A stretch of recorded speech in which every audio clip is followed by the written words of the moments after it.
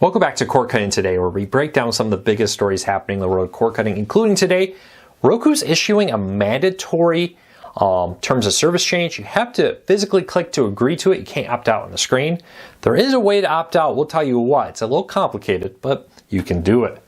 DirecTV Stream is removing some channels from its basic packages. These channels are owned by A&E. We'll tell you what channels, where you can find them now, and what this means for current subscribers versus new subscribers. And lastly, Google is reportedly once again testing a new Google Chrome device. We'll tell you what it was spotted online in their newest update. These stories and a whole lot more coming up here in a quick second. If you want to learn more about these stories, check out the show notes down below and the first pinned comment. I'll put a link to each story there so you can read them for yourself and come up with your own opinions. I'd love to hear from you. If you're new here, do me a favor, hit that subscribe button, hit that thumbs up. Let YouTube know you enjoy what we do here so YouTube recommends our videos to more people. With that said, let's dive into it, starting off with the news of the day. Roku has issued a mandatory terms of service update. Now, they notified customers by email, and they're rolling out over the last 48 hours when I'm recording this, that there's a pop-up on your Roku when you start it that says there's a new terms of service, click here to read, click here to accept, and those are your two options. You can't decline them. Now, in the terms of service, it does say you can send a written letter to a specific address, attention to a specific department to opt out of it. Now, it's a little unclear. Is that 30, but you only have 30 days. Is that 30 days from accepting this terms of service or 30 days from purchasing? A little unclear. Could try if you want to. Now, a lot of people are upset because this relates to arbitration and waiving your class action lawsuit status. Now, that's not new. Roku's actually done that. I think arbitration this all since as long as I've owned a Roku. But as far back as 2019, they've had a specific page on their website talking about these. In the review of this, it was unclear exactly what changed, but it seems like something changed in there that they decided was important enough to not just notify you of updated terms of service, but make you click a physical agree. And that's really upset a lot of people. Arbitration is not new.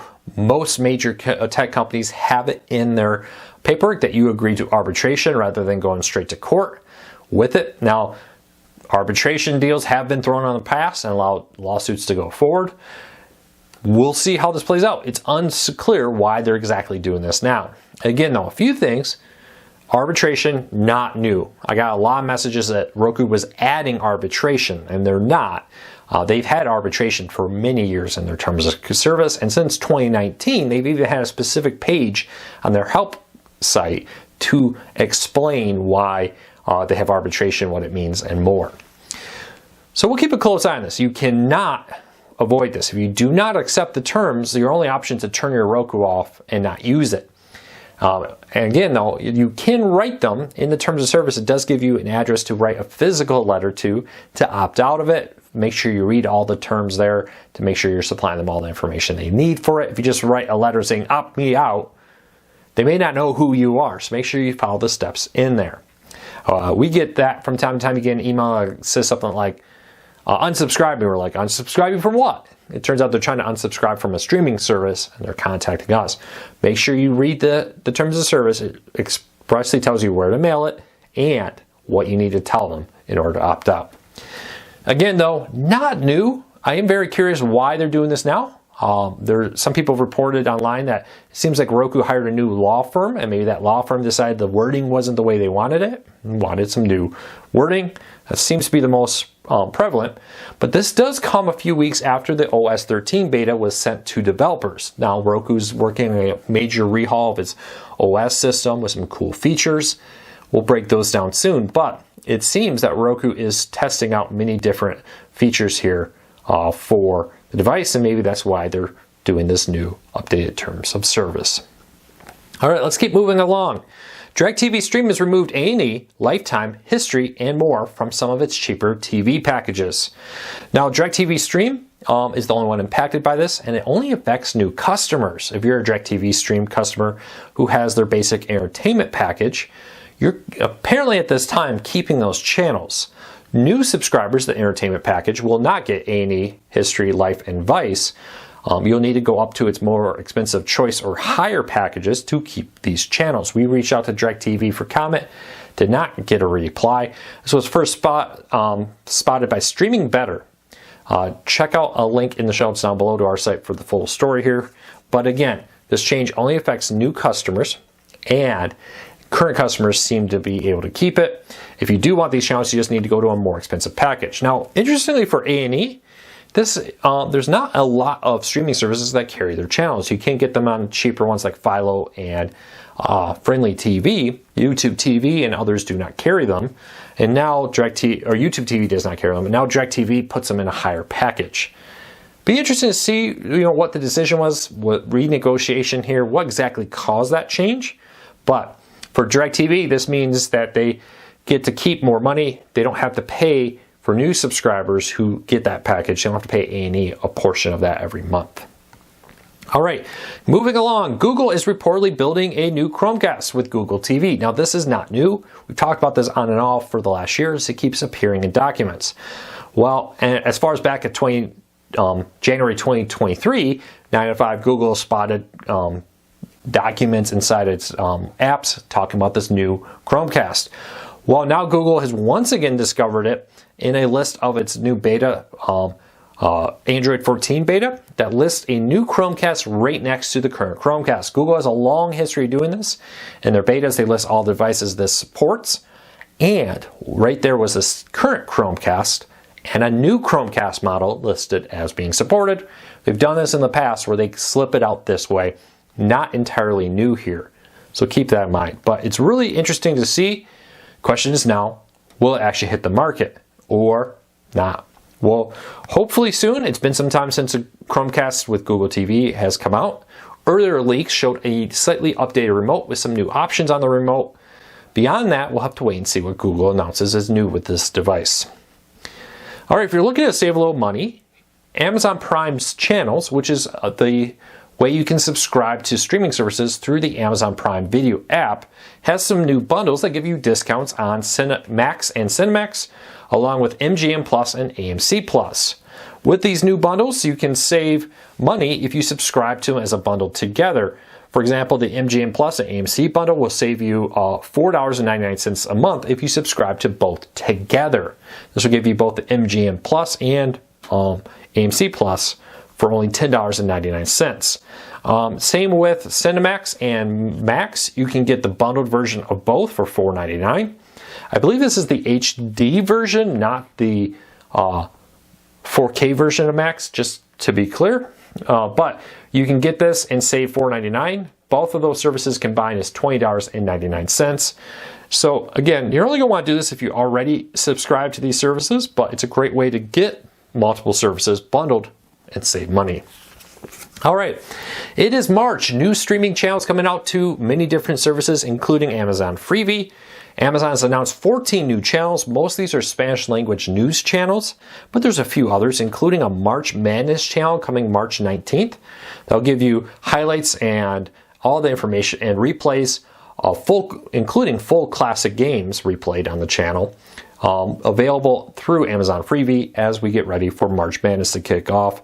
You also have new VIX channels and other content coming here, not just news channels. There are some new Spanish language channels coming here with this. So check it out, link in the show notes down below.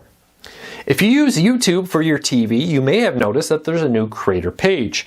YouTube is making it easier when you click on a username on this video, for example, if you're watching it, that there's a new creator page, much better built for your TV, making it easier to subscribe, scroll through past videos, and discover playlists and other things from your favorite creators on your TV without needing to do it through your phone.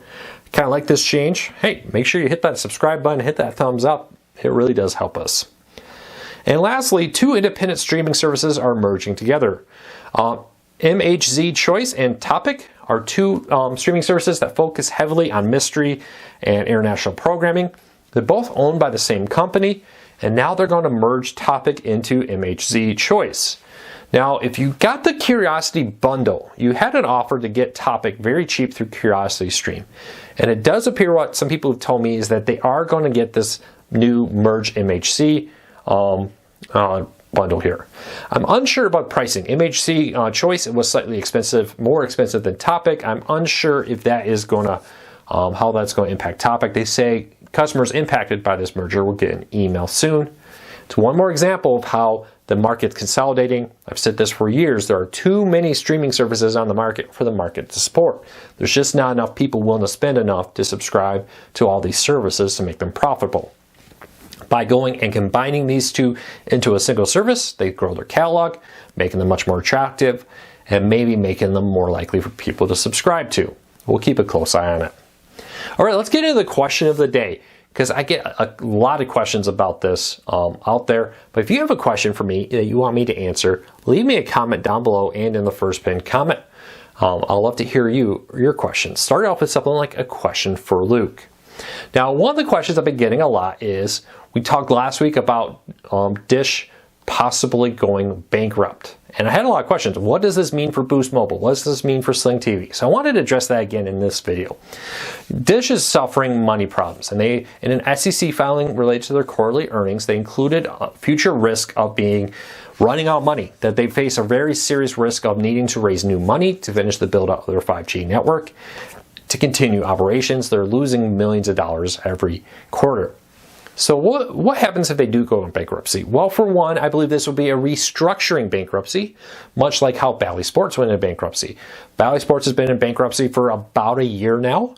And for the end user, if I didn't cover it, you didn't know about it, you probably wouldn't have known.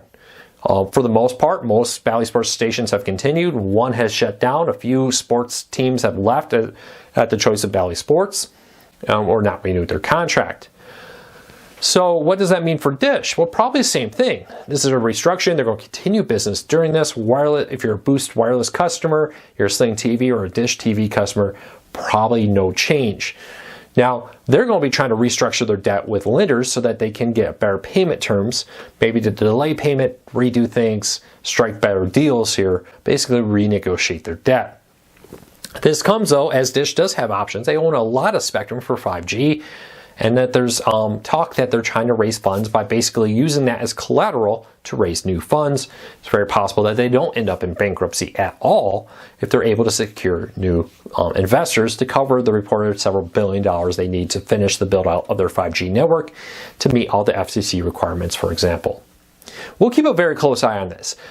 Dish is making a big play to move into wireless. Well, that's very expensive. They're investing heavily, and that means they're burning through cash. They had a very nasty issue last year where their systems were compromised, locking them out. They were unable to take payments. It definitely negatively hurt them last year. Now, though, they're also facing the fact that money markets are much tighter. Investors are much more leery of investing in projects like this than they were even 2 or 3 years ago, probably making securing funding a lot harder than the company originally expected. We'll keep a close eye on this, but in the short term, even if they do declare bankruptcy, I do not expect this to have any impact on Dish subscribers or Sling TV or Boost Wireless subscribers, not for the foreseeable future. If that changes, I'll make sure to let you know. Well, that's it for today. If you have a question, let me know, and I'll talk to everybody again real soon. Take care, be safe, have a fantastic day, everybody.